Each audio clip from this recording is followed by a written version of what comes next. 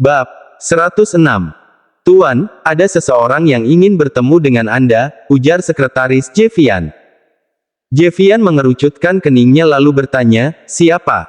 Dia bilang dia kekasih Rose. Dia hanya bilang itu, Tuan. Wajah Jevian seketika menggelap. Riak ketidaksukaan terlihat jelas di wajahnya yang tampan. Sekretarisnya sampai bertanya-tanya, siapa Rose? Kenapa atasannya tampak kesal setelah mendengar penuturannya? Biarkan dia masuk, ujar Jevian datar dan dingin. Sekretarisnya pun segera undur diri untuk mempersilahkan laki-laki yang tak lain adalah Bastian itu masuk ke ruangannya. Tak lama kemudian, Bastian pun masuk ke ruangan Jevian dengan angkuh setelah dipersilakan. Matanya tampak memindai ke sekeliling, kemudian tersenyum remeh. Ternyata kau bukan orang sembarangan. Rose memang begitu pandai mencari mangsa. Hahaha, Bastian mengoceh seakan mengejek Jevian yang mau-mau saja dengan perempuan seperti Rosalind. Bukannya terpancing, Jevian justru melipat kedua tangannya di depan dada sambil tersenyum remeh. Ya, dia memang pandai.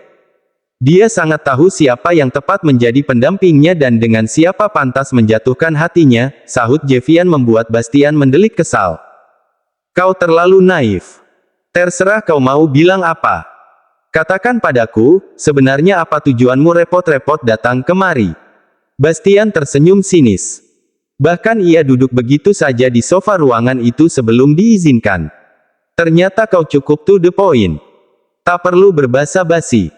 Waktuku terlalu berharga untuk mendengarkan basa-basimu. Baiklah. Langsung ke intinya saja, begini, aku sudah tahu kalau Rose bekerja sebagai nani di kediamanmu. Jevian tidak terkejut Bastian mengetahui hal ini.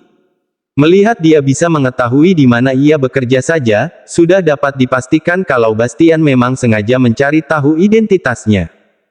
Jadi juga tidak mungkin kalau ia tidak tahu hubungannya dengan Rosalind. Kalau benar, memangnya kenapa? Apa hubungannya denganmu?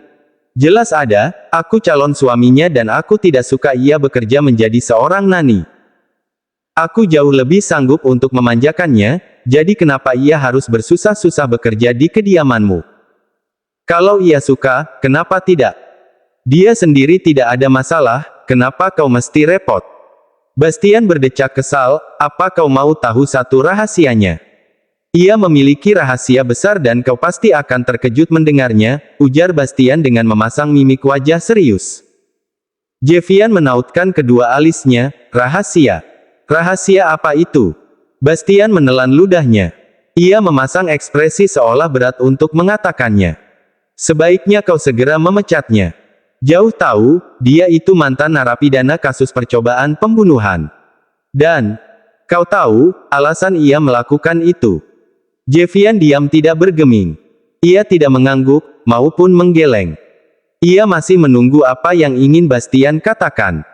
Ia bisa menebak kalau Bastian merupakan tipe laki-laki yang licik. Jadi Jevian bisa melihat kalau Bastian akan berusaha menjelek-jelekkan nama Rosalind. Dia melakukan itu karena ingin menjerat putra atasannya. Kau tahu, demi obsesinya itu, ia dengan teganya menculik atasan dan istri putra atasannya sendiri yang sedang hamil besar. Dengan kejam ia ingin menyingkirkan orang-orang yang menghalangi jalannya, tapi beruntung, rencana busuknya itu ketahuan putra atasannya itu. Dia bukanlah orang sembarangan. Dia adalah pemilik perusahaan terbesar di beberapa negara di benua ini. Dia adalah Rainero Sanchez.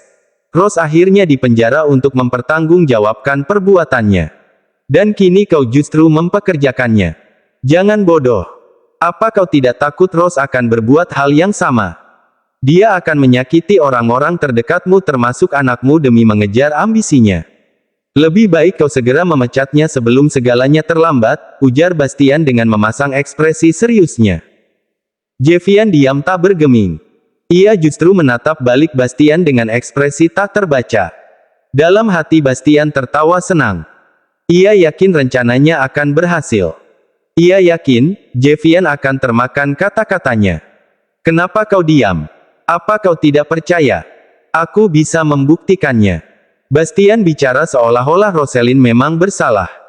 Dalam hati ia merasa was-was sebab sesungguhnya ia tidak memiliki bukti. Kasus Rosalind memang ditutup dari publik. Memang berita tentang penculikan Delena dan Senina diberitakan di media massa, bahkan sempat membuat heboh negaranya. Tapi di pemberitaan tidak dituliskan nama sang pelaku. Bastian justru mendapatkan informasi tentang Rosalind dari detektif sewaannya. Namun tentu saja yang ia beritakan informasi sesungguhnya, bukan manipulasi seperti yang ia katakan dengan Jevian. Dalam hitungan menit, satu sudut bibir Jevian terangkat. Kemudian ia pun tertawa terbahak-bahak. Ia menertawakan kebodohan Bastian yang mencoba mencuci otaknya dengan kebohongan yang ia ciptakan. Bila ia belum mendengar cerita sesungguhnya dari Rosalind, ia mungkin akan sedikit percaya dengan apa yang Bastian katakan. Namun Rosalind bukan hanya menceritakan segalanya. Ia pun sudah meminta klarifikasi dari Axton dan Axton membenarkan cerita mengenai Rosalind. Axton sempat bertanya, kenapa Jevian menanyakan hal tersebut, tapi Jevian berkata ia akan menceritakannya secara langsung dalam waktu dekat. Ia juga meminta Axton merahasiakan untuk sementara mengenai apa yang ia tanyakan padanya dengan Rainero. Axton pun setuju. Melihat Jevian tertawa terbahak-bahak membuat Bastian kebingungan. Dasar pecundang. Kau pikir aku sebodoh itu untuk kau tipu, hah? Desis Jevian dingin. Tawa yang tadi menggelegar tiba-tiba berubah menjadi seringai mengerikan. Bahkan sorot mata Jevian sudah berubah tajam membuat Bastian terperanjat sendiri. Hentikan segala bualanmu yang bodoh itu karena sampai kapanpun aku takkan mempercayainya. Jadi lebih baik kau segera pergi dari sini. Dan oh iya, aku lupa, jangan coba-coba mengganggu calon istriku. Bila sampai kau melakukannya, aku takkan tinggal diam. Kau pasti akan mendapatkan balasannya, raung Jevian dengan suara menggelegar. Bahkan sekretaris Jevian yang standby di meja tepat di depan ruangan itu sampai terperanjat kaget. Belum pernah selama ini ia mendengar suara keras Jevian. Ini pertama kalinya. Membuat sang sekretaris jadi penasaran, sebenarnya siapa Bastian? Dan mengapa Jevian sampai bisa begitu marah seperti itu? Apa? Kau bilang apa yang aku katakan tadi adalah bualan. Ternyata kau laki-laki yang sangat bodoh. Kau memang seorang pimpinan perusahaan, tapi otakmu begitu bodoh sampai bisa tertipu oleh seorang perempuan. Kalaupun dia bersalah, kalaupun dia seorang narapidana, memangnya kenapa? Begini saja, kalau memang dia seorang penjahat, lantas kenapa kau ingin mendekatinya lagi? Kau ingin dia kembali padamu, bukan? Bukankah lebih bagus ia bersamaku? Bagaimana kalau saat bersamamu ia justru berniat melenyapkan anak dan istrimu? Bukankah itu lebih berbahaya? Jadi lebih baik biarkan dia di sini. Tenang saja, aku akan menjaganya agar tidak berbuat macam-macam. Lagi pula tidak mungkin ia menyakiti anakku sebab ia sangat menyayangi putraku. Selain itu, ia tidak memiliki seseorang yang akan menentang hubungannya denganku, berbeda denganmu yang memiliki anak dan istri. Dan yang paling utama, bukan hanya mereka yang akan menentang hubunganmu dengan Rosalind, tapi juga keluarga kedua belah pihak. Jadi, lebih aman Rosalind bersamaku, bukan? Jevian menyeringai. Tangan Bastian mengepal erat. Ia benar-benar kesal. Ia pikir ia akan dengan mudah memprovokasi Jevian, tapi nyatanya, Jevian berhasil membalikkan semua kata-katanya. Brengsek! Umpatnya sebelum pergi dari hadapan Jevian dengan api amarah yang menggelegak di dalam dada. Melihat kepergian Bastian membuat Jevian terkekeh sendiri. Beruntung Rosalind sudah menceritakan segalanya dengannya. Ia juga sudah mengonfirmasi apa yang Rosalind ceritakan pada Axton jadi sudah dapat ia pastikan Rosalind berkata jujur. Lagi pula ia percaya dengan apa yang Rosalind katakan. Ia bisa melihat kejujuran saat Rosalind menceritakan penggalan kisah kelam dalam hidupnya. Jadi tak ada alasan untuk meragukan Rosalind. Ia tak mau ambil pusing dengan provokasi dari Bastian. Yang ia pikirkan justru perubahan sikap Rosalind sejak kemarin sore. Dan kini bertambah aneh sejak pagi tadi. Selin, ayolah, angkat panggilanku. Gumam Jevian kesal saat panggilannya tak kunjung diangkat Rosalind. Karena sudah tak tahan menahan buncahan rasa penasaran pun kerinduan, Javian hari ini memilih pulang lebih awal. Namun sebelum pulang, Javian lebih dulu mampir ke rumah sakit untuk melihat keadaan Madsen. "Tuan Javian," ucap Madsen seraya mendudukkan tubuhnya saat melihat Javian masuk ke ruangannya. "Bagaimana keadaanmu?" tanya Javian yang sudah berdiri di samping berangkar. "Saya baik, Tuan. Saya juga sudah diizinkan pulang esok siang. Namun maaf, saya belum bisa bekerja sebab..." Madsen berusaha menggerakkan lengannya, tapi masih terasa sakit. "Tidak perlu terlalu dipikirkan. Beristirahatlah dengan baik agar kau lekas pulih. Besok aku akan mengirim sopir kantor untuk menjemput kalian," ujar Javian sambil melirik ke arah istri Madsen yang duduk di ujung sofa. "Terima kasih, Tuan. Maaf, tidak bisa membantu Anda. Padahal sekarang sedang sibuk-sibuknya dengan proyek baru perusahaan kita," ujar Madsen penuh sesal. "Karena itu, beristirahatlah dengan baik. Tidak perlu banyak pikiran agar tubuhmu lekas pulih. Jujur, aku sedikit kerepotan tidak ada dirimu. Apalagi proyek kali ini berskala multinasional, cukup menyita waktu, tenaga, dan pikiran. Kalau kau sudah sanggup bekerja, segera beri kabar." "Baik, Tuan. Sekali lagi, terima kasih." Setelah urusannya di rumah sakit usai, Javian pun segera kembali ke kediamannya. Ia memacu Maybach hitam miliknya dengan kecepatan cukup tinggi agar bisa segera tiba di mansionnya. "Jeffrey dan Celine di mana?" tanya Javian pada kepala pelayan di mansion miliknya. Ia berjalan masuk sambil melepaskan dasi dan jasnya. Ia juga membuka kancing lengan kemejanya dan menggulungnya hingga sebatas siku. "Nona Celine dan Tuan Muda Jeffrey ada di taman belakang, Tuan. Apa ada sesuatu yang ingin kau laporkan?" tanya Javian sebab setiap pulang ia memang menunggu laporan dari kepala pelayannya tersebut tentang apa saja yang terjadi di mansionnya pun kegiatan dua kesayangannya. Ia tak mau seperti dulu, saat bersama Eve. Ia tertipu mentah-mentah, ia pikir Eve sering di rumah, nyatanya ia selalu pergi saat ia tak ada. Tadi siang ada seorang laki-laki memaksa masuk ingin bertemu Nona Celine, Tuan. Javian pun tiba-tiba menghentikan langkahnya dan berbalik menghadap sang kepala pelayan.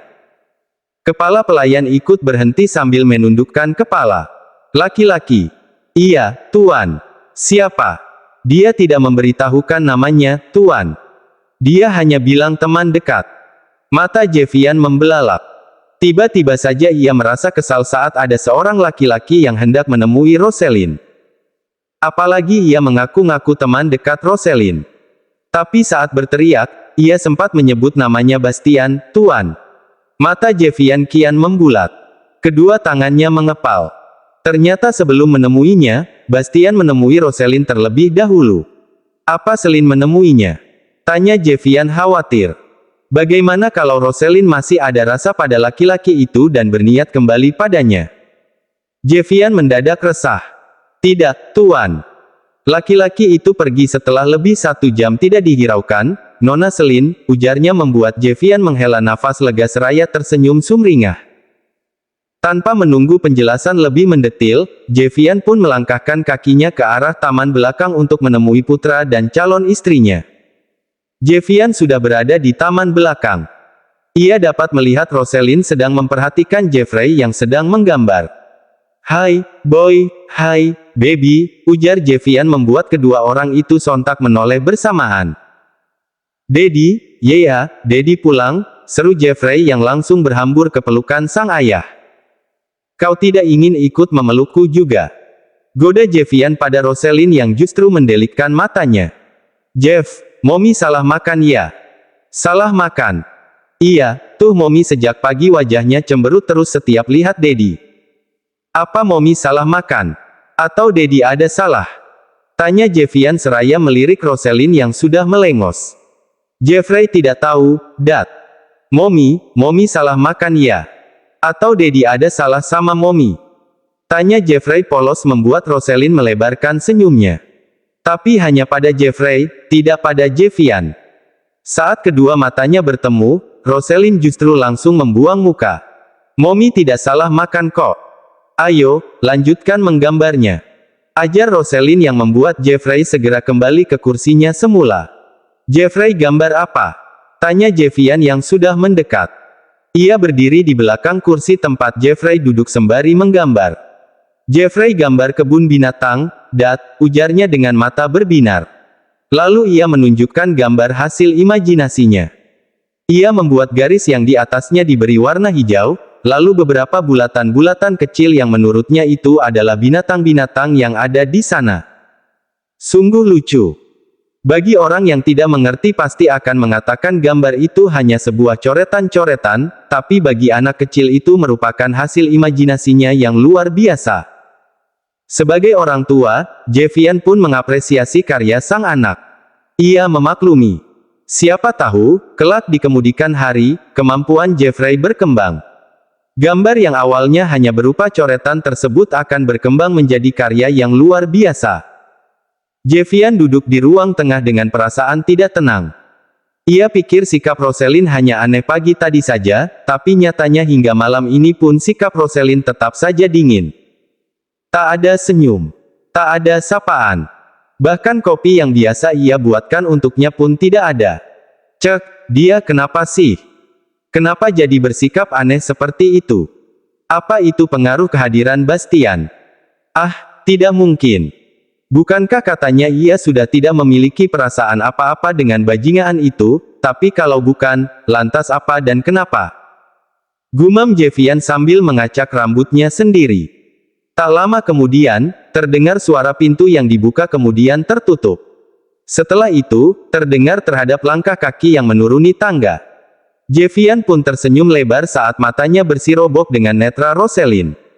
Namun bukannya membalas senyumannya, Rosalind justru melengos membuat Jevian terperangah melihatnya. "Selin, tunggu!"